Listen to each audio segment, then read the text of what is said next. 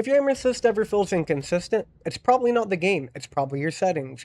I tested out aim assist actually works with every sensitivity, response curve, and at every range. And here's a little hint. Some sensitivities give you way more aim assist than others. So in this video, I'm going to show you exactly which sensitivities maximize aim assist for every setting in the game. Now the first thing we're going to look at is aim assist by curve type. So if we start over here, this shows the slowdown percent. This shows the speed up percent, aka how much rotational can speed up your aim, and total range is the total aim assist you get on each curve. Starting on dynamic, you get a 64% slowdown. Linear, you also get a 64% slowdown. And standard, you get a 65% slowdown. So as you can tell, the slowdown range is pretty consistent across all curves, although standard does give a slight edge. When it comes to rotational, dynamic gives a 316% max camera speed increase, which is very large. When you go over to linear, it's only 283% increase, and standard is also a 283% increase. So now that we look at the total aim assist on each curve, dynamic has a total range of 380, linear has a total range of 347, and standard has a total range of 348. So as you can tell just looking at this, dynamic gives about a 10% more total aim assist range than the other two.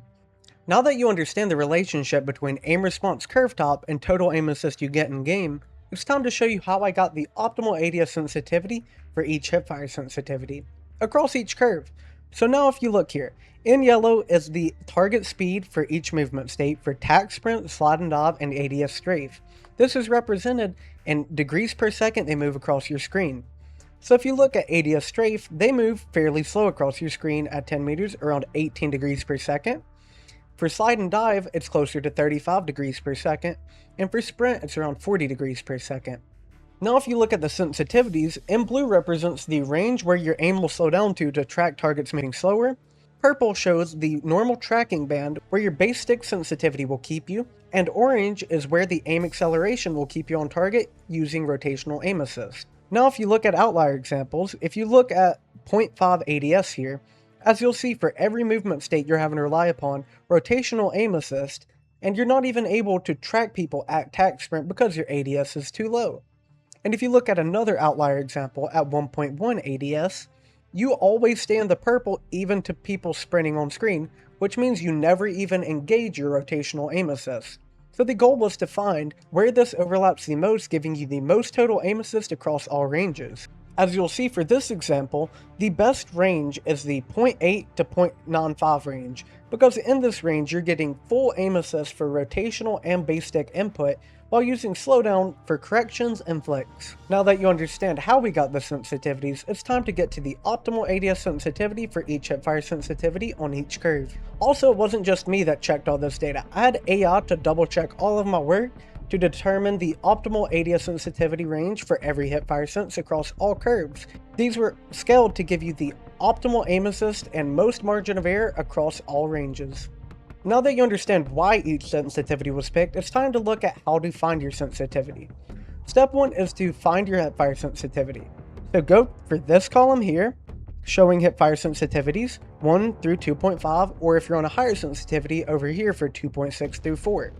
After you pick your sensitivities, say you're running a 2 sense, all you have to figure out is which curve next. If you're on dynamic, this first column shows 0.88 to 0.95 ADS as the optimal range.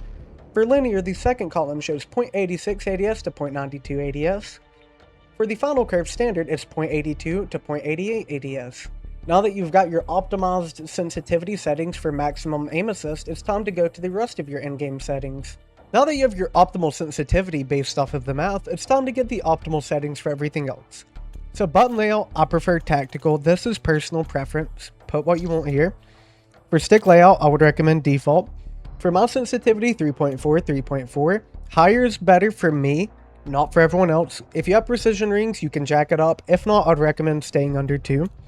Simplified controls, low emitter strain, and bumper ping. Make sure all that's off.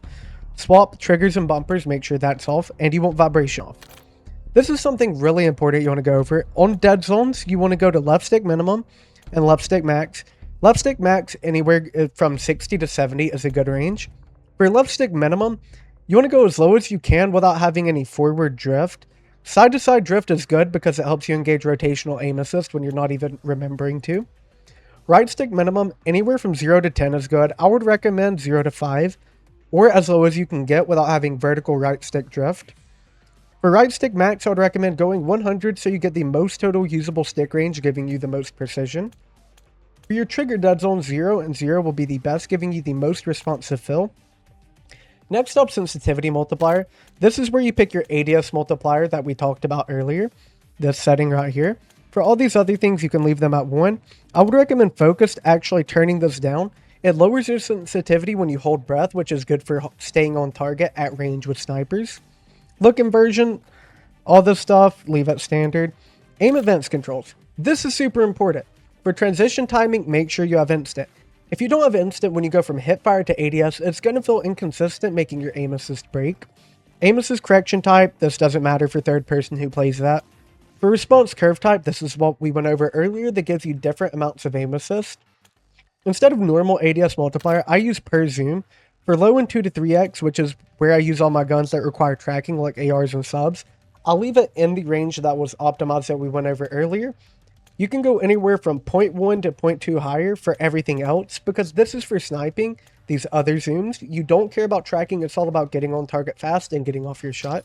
Make sure you have your aim assist on. If you have target aim assist off, you're not going to be able to shoot straight because you're not going to be getting aim assist. Next, make sure in the movement tab you have tactical sprint assist on if you use it, with 0 delay on.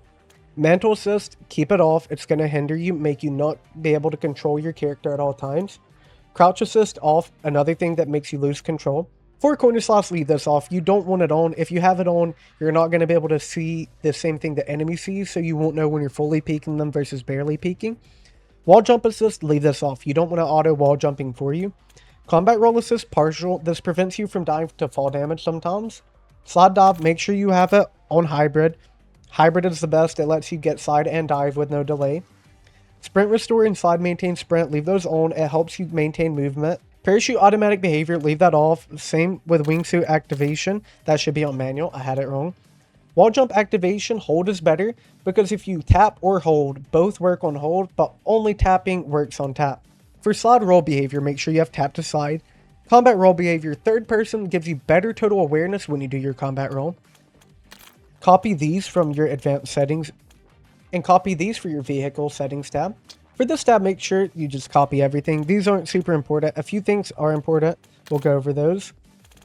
You want to have all this stuff, correct? Make sure you copy all of this. Now, as a bonus setting that's not controller but will help you in-game, is go to graphics, go to view. Make sure your first and third person camera shake is at least. If not, it's going to make your game look really crappy and your screen's going to be shaking, making you not able to spot targets as consistently. If this helped you, please let me know down in the comments, and like and subscribe. And in the next video, I'll be showing you mechanics you can use to optimize your aim assist in-game.